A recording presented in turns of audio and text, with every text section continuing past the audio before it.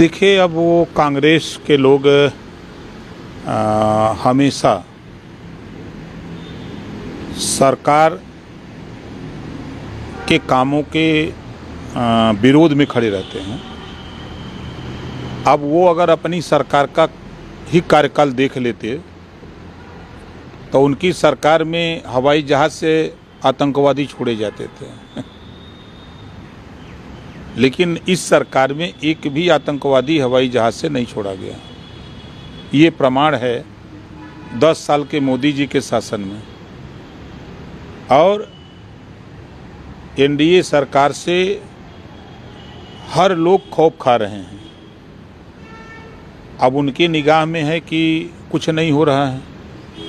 वो दूर न जाएं, अपने ज़िले बनारस में देख लें। बनारस में अगर विकास की बात करते हैं तो बनारस में विकास जो कांग्रेस ने 60 साल में नहीं कर पाया, उसको 10 साल में मोदी जी ने और योगी जी ने मिलकर कर दिया। वो खाली बनारस देख लें। और जो बनारस में गुंडा माफिया और आतंकवादी गतिविधियों में लोग पाए जाते थे, आज वो पता नहीं लग रहा कि कहाँ कौन है।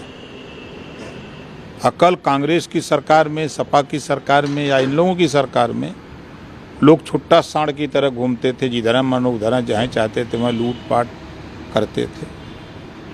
तो उनके नेता और वो हमेशा विरोध की ही बात करते हैं, सार्थक बात नहीं करते। जहाँ देश का सवाल हो तो देश के सवाल पे सबको एकजुट होकर के देश की सुरक्षा की बात करनी चाहिए, एकजुट रहना चाहिए। जब देश खुशहाल रहेगा, देश सुरक्षित रहेगा, तभी हम आप खुशहाल रहेंगे ना। लेकिन ये सोच लोगों की नहीं है, हमेशा राजनीति की बात करते हैं।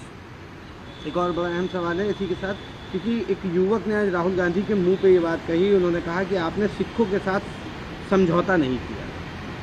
जिस तरह से पुरानी घटनाओं को शायद उन्होंने याद किया हो, जिसके बाद उन्होंने ये बात नहीं, चूँकि अपने देश में करना था ना। अपने देश में तो सिखों के साथ जो किया उन्होंने, लेकिन वहीं जब आतंकवादियों के साथ करना होता था तो समझौते कर लेते थे। बाकायदे जहाज में बैठा करके उसको बाइज्जत पहुंचाते थे। ये तो करते थे कांग्रेस के लोग। एक और बड़ा अहम सवाल है, सिंधु जल संधि को लेकर के जमीयत उलमाए हिंद के अध्यक्ष अरशद मदनी कहते हैं कि अगर कोई पानी रोकता है तो रोकने दो। ये नदियां हज़ारों साल से बह रही हैं, आप इनका पानी कहां ले जाओगे? ये आसान नहीं है। मुझे लगता है कि नियम प्रेम का होना चाहिए, नफरत का नहीं। ये बात तो उनको आतंकवादियों को समझाना चाहिए। जो भारत में आकर के आतंकवादी गतिविधियों में लिप्त रहते हैं उनको समझाना चाहिए। वो ये बयान देने से पहले उनको उन लोगों को समझावें जो पाकिस्तान में फल फूल रहे हैं, आतंकवादी गतिविधियों में लिप्त पाए जा रहे हैं। उनसे जाके ये बात कहना।